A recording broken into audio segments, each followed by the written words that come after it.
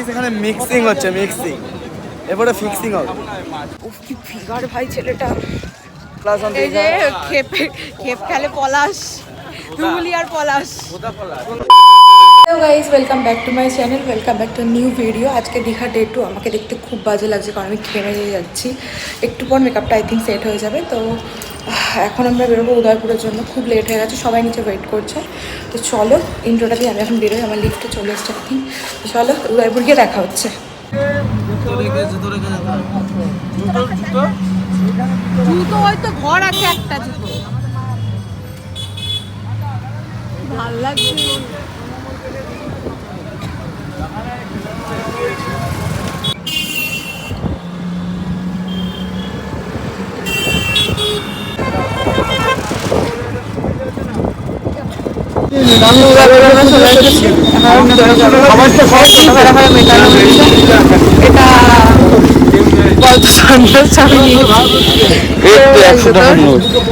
এইগুলো করে দিল, বাদ দাও। তোমার সানগ্লাস আর নিয়ে নিয়েছি। যাই হোক, জানো কিছু তো একটা লাগছে। তাহলে ভিতরে যাই। মাই নিউ সানগ্লাস এদের 130 টাকা নিল। আমি করছি না, কেউ বললো কি দাঁড়া 130 টাকা নিল, দেখ ভালো আছে না? ওদিক দিয়ে যাচ্ছে, ওরা ওদিক দিয়ে যাচ্ছে। আরে চল না, কি রোদ বাবা।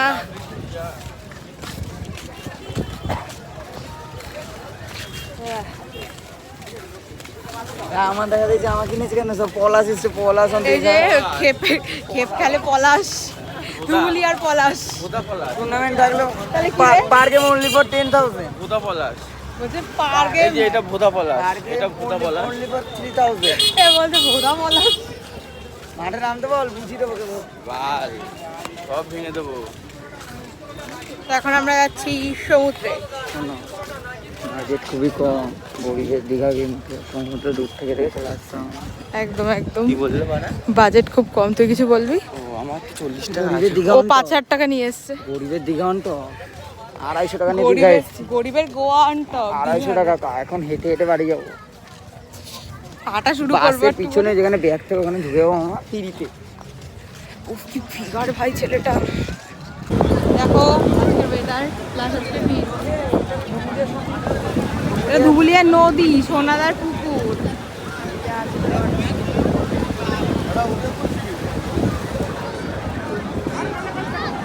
ওই যে আমাদের কাকা আসছে।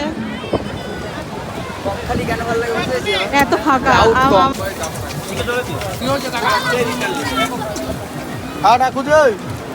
আমরা কোল্ড ড্রিঙ্কস খাবো গাইস, কোল্ড ড্রিঙ্কস। গাইস এখানে মিক্সিং হচ্ছে, মিক্সিং এবারে ফিক্সিং হবে। এই গ্লাসটা নে, গ্লাসটা নে আগে।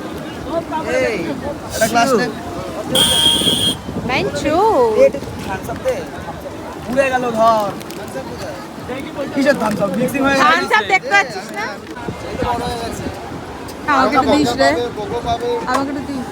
3:28 AM বেসিক্যালি আজকে ডে 3 আমরা দুপুরবেলা একটু বেরিয়েছি আর কি ঘোরাঘুরি করতে। এটা আমাদের হোটেল, তো তোমাদের সেটাই দেখিয়ে দিচ্ছি। তো এখানে প্রচুর গরম পড়েছে আর আমি আগের দিন ভিডিও করতে পারিনি, তার একটাই রিজন, ওখানে অনেক জলে লাফালাফি ঝাপাঝাপি করার পর এনার্জি একটুও ছিল না। সো একেবারে ডে 3 আজকে আমরা যাব হচ্ছে মন্দির দেখতে। আর মন্দির দেখে আমরা রাতে এখান থেকে মানে বাড়ি ব্যাক করব। দীঘার ট্যুর আজকেই শেষ। 3 দিন দেখতে দেখতে কীভাবে সবার সাথে কেটে গেল বুঝতেই পারলাম না। তো চলো এখন আমরা সবাইকে ডেকে নিচে এখন খেতে আসবো।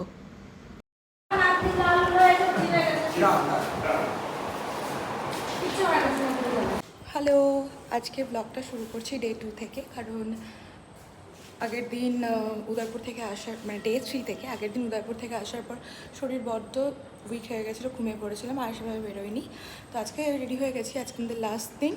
আজকে যাচ্ছি আমরা মন্দির, জগন্নাথ মন্দির, যেটার জন্য মেন আসা, ওটাই লাস্ট ডেতে কভার করছি। তো চলো, বাইরে সবাই ওয়েট করছে, রেডি হয়ে গেছি, এখন আমি বেরোবো। ওয়াচটা পরা বাকি, ওয়াচটা পরবো। তো চলো, আমি ভিডিও বানানোর জন্য খুব এক্সাইটেড। ওদের মাইনাতে হয়তো কিছু দিয়ে দেয়, এরকম একটা বিষয় হবে। অনেক দেরি হবে, হালকা করে